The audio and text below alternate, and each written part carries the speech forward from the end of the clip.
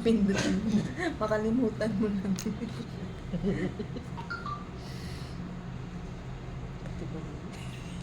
Hindi naman lang kita eh. 1/4. Ayan. Masasabi. Or to sa, ano, height and weight. Height and weight. Height and weight. Zipper. Naintindihan mo ba yan? Okay mo. Okay.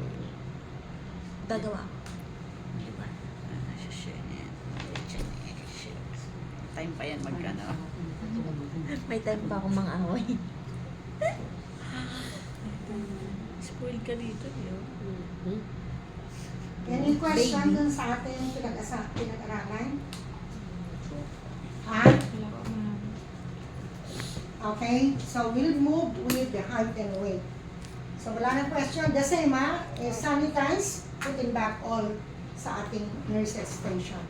So height and weight. So sa height and weight natin, height. Height is the measurement of how tall, how short a person is. Yung haba, laki pala. Laki. Tama nga ba ako, laki? Taas. Taas at short. Baba. Okay? So, we want to measure the height and the height as in yung tall and the shortness of a person.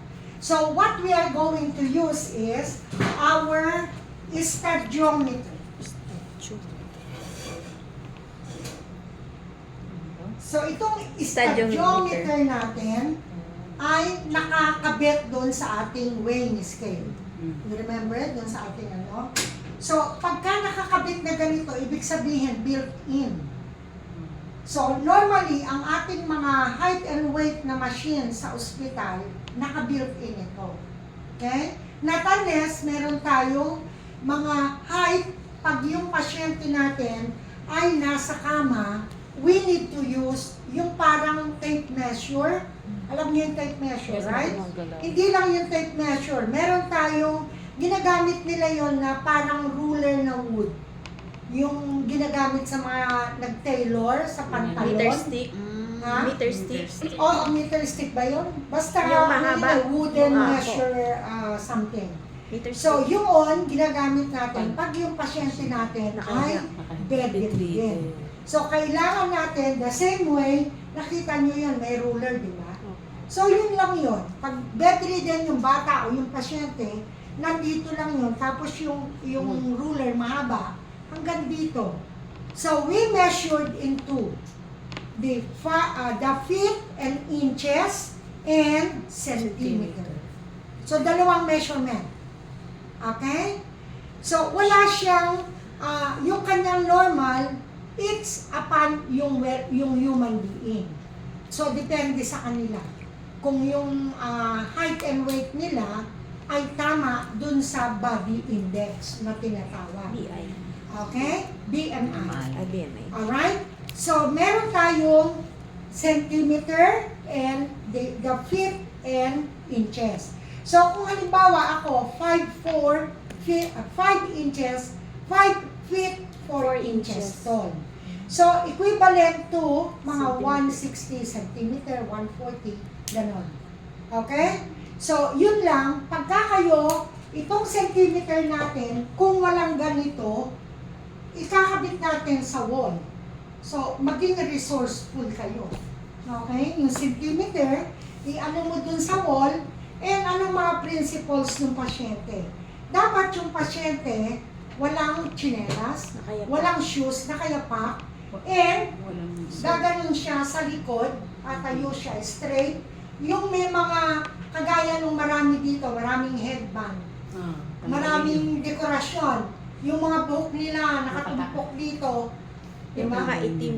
Tanggalin nyo yun. Kasi ang ano lang natin, hanggang dito lang tayo. Okay? So, yun yun. So, tatanggalin natin pag-hide. Alright? Then, the same thing, document. document, yung date and time, all of those. Kung sinabi, ikaw, nakita mo 161.1 centimeter, huwag mo naman tatanggalin yung 0.1. Hindi naman ikaw yun eh. Okay, sulat mo yun. Hindi naman ayoko nga, 160 lang ito. Huwag yun. Kasi nga, sabi ko sa inyo, yung height and weight, depending on calculation ng doktor sa gamot, lalo na yung mga pasyente na chemotherapy. Very ano sa amin yan. Very important.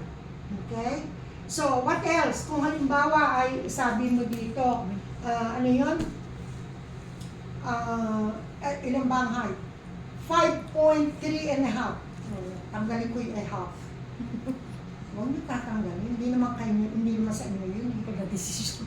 Ano? Wala desisyon. Ay, ikaw na nag-desisyon, tanggalin ko nga. Kawawa Gusto ko naman mas si- matangkad ako sa kanya. Oo, galit ka eh. Kasi mas matangkad siya sa'yo. Ang bitter. Alright? Bitter ka naman. Alright, meron naman tayong, that is height. Tandaan lang natin ang principle kailangan. So, ilalagay natin sa flat surface kung wala kayong mga ganito. Okay? So, move on with the weight. The weight is the same, the measurement of how heavy and how light a person. Ibig sabihin yung timbang, volume, malaki. So, we measure it by the kilos and by the pounds. Okay? Kilograms, kilos, and pounds. Okay? So, yun, wala din tayong according sa base na normal. So, it depends on a human being. Ngayon, meron tayong medical equipment. Meron tayong weighing scale na kamukha nito na meron ng stadiometer. Okay? So, meron din tayong pang baby, ang tawag natin infant, parang bassinet. Yan. May parang basin, tapos kinikilo yung baboy, parang gano'n. Hindi ba? Yung gano'n. Or, sa pagka yung mga pasyente natin bedridden, hindi nyo kayang tanggalin dito, meron tayong ginagamit na hoist lifter. Nakita nyo dun sa ating level 1? Level 1 and 2? Yung hoist lifter. So, yung pasyente natin, meron siyang machine. Hoist lifter yun. So, ang ginagawa, so, babalutin natin yung pasyente, ganon, Then mag-lipo. dito. So, meron siya nakabitin na, parang sa baboy, yung kinikilo yung ating mga bagahe, di ba? Pagka nagka-travel tayo ng short travel, meron tayong ganun, yung weighing scale, o yun yung ginagano natin sila.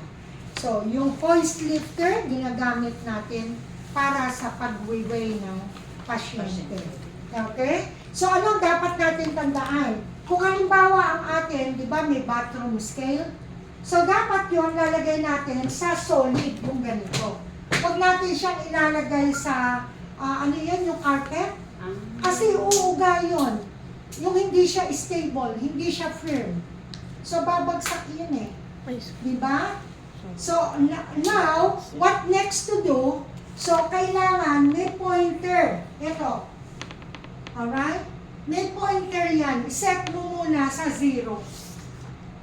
Ngayon, next, iset mo uli kung kilo ang kukunin mo or pounds. So, set mo din siya sa kilo or pounds. Ito. Saan ba yun? Okay? So, pag pinapalit mo yung pasyente, let the patient remove the shoes. Keep the patient, remove everything. Yung bag na mabigat, yung coat na makapal, anything that will add the volume, take it out. Okay? And then let the patient, pag stable na yung pointer, nakaganon na, let the patient stand straight and i-check mo till mag-stop. Okay? Same thing. Whatever is there for the patient, record it accurately. Hindi yung 60, 60.9, 61.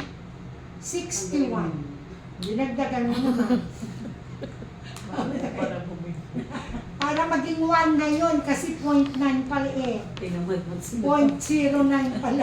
Nung high school ako mang ganun eh. Ni-round off ko yung ano, Ayun, parang temperature. nagra-round off. Sinabunutan ako ng teacher. Tado lang round off dito. Sa health. Ganun Trigger yun. Kulang Eh round off kasi nga dito. dapat doon ka lang sa tama, eh masyado kang umuwi.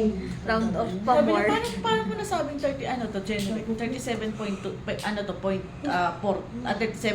to. Eh, 37 point, ano lang to, 0.4. Ay, kung mag-round up ko na, ay gago ka, sabi niya gano'n, binutuwa ka na.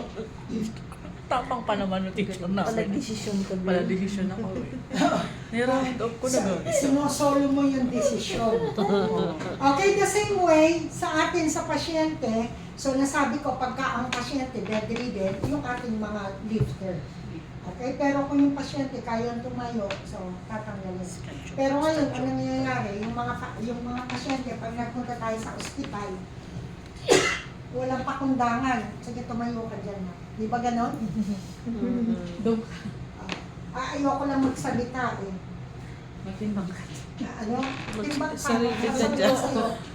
Minsan tatanungin ka pa, magkailan? Ilan na Ilan timbang mo? Lala ng pagkabayan. Hindi na ako kumikibo eh. Yung pag kumuha ng BP, itinali lang niya dito, di ba? Oo, Hindi na hindi niya na nakita kung siya dito ba, yung i-check natin how. Wala Hindi na. lang ganon, basta itinali niya dyan, o tapos pinindot, o bahala ka. Di ba? Parang ganon. Oo. Di ba kagagaling? Sabi ko nga, kung ako ang mga boss doon,